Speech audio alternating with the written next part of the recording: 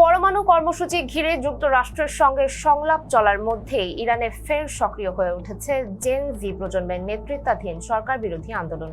রোববার রাজধানী তেহরানে টানা দ্বিতীয় দিনের মতো বিক্ষোভ মিছিল ও সমাবেশে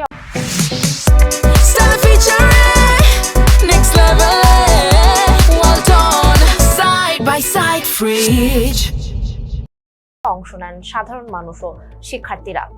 এএফপি এর এক প্রতিবেদনে জানানো হয়, গত ডিসেম্বর ও জানুয়ারিতে নিরাপত্তা বাহিনীর গুলিতে নিহতদের স্মরণ এবং এসব হত্যাকাণ্ডের বিচারের দাবিতে শনিবার থেকেই তরুণদের একটি বড় অংশ রাজপথে নামে। এর পাল্টা প্রতিক্রিয়ায় সরকারপন্থী তরুণদেরও আলাদা কর্মসূচিতে নামতে দেখা যায়।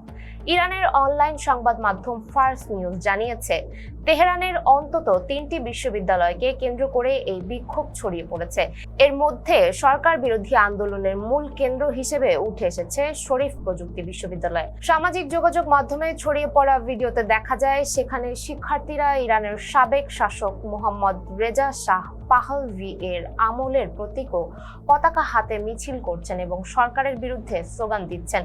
কোথাও কোথাও রাজতন্ত্র পুনঃপ্রতিষ্ঠার দাবিও উচ্চারিত হয়েছে। একাধিক আন্তর্জাতিক নিষেধাজ্ঞার কারণে ইরানের অর্থনীতি দীর্ঘদিন ধরেই চরম চাপে রয়েছে। দেশটির মুদ্রা, ইরানি রিয়ালের দর পতন এবং লাগাম ছাড়া দ্রব্যমূল্যের কারণে গত বছরের শেষ দিকে ব্যবসায়ী ও দোকান মালিকদের আন্দোলন শুরু হয়।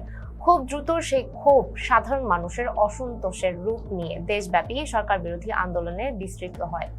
সে সময় যুক্তরাষ্ট্রের প্রেসিডেন্ট ডোনাল্ড ট্রাম্প প্রকাশ্যে বিক্ষোভকারীদের প্রতি সমর্থনের কথা বলেন এবং সামরিক পদক্ষেপের ইঙ্গিত দেন। তবে পরবর্তী তার বক্তব্যের কেন্দ্রবিন্দু সরে যায় ইরানের পরমাণু কর্মসূচি ঘিরে নতুন হুমকির দিকে। পরমাণু ইস্যুতে চলতি বছরের 6 ফেব্রুয়ারি থেকে ইরান ও যুক্তরাষ্ট্রের মধ্যে আলোচনা শুরু হলেও একই সঙ্গে মধ্যপ্রাচ্যে নিজেদের সামরিক উপস্থিতি জোরদার করেছে ওয়াশিংটন।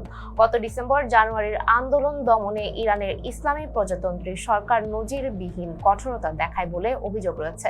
সরকারি হিসাবে নিরাপত্তা বাহিনীর গুলিতে নিহতের সংখ্যা 3000-এর বেশি। তবে যুক্তরাষ্ট্র ভিত্তিক মানবাধিকার সংস্থা human rights activist news agency HRANA দাবি করেছে নিহতের সংখ্যা 7000 ছাড়িয়েছে। অন্যদিকে ইরানের বিভিন্ন সূত্রের বরাতে অনানুষ্ঠানিক হিসাব বলছে ওই সময় প্রাণ হারাতে পারেন প্রায় 15,000 মানুষ। এতক্ষণ সাথে ছিলাম আমি সুমাইয়া হক তন্নি। ফেসবুকের সাথে থাকার জন্য ধন্যবাদ।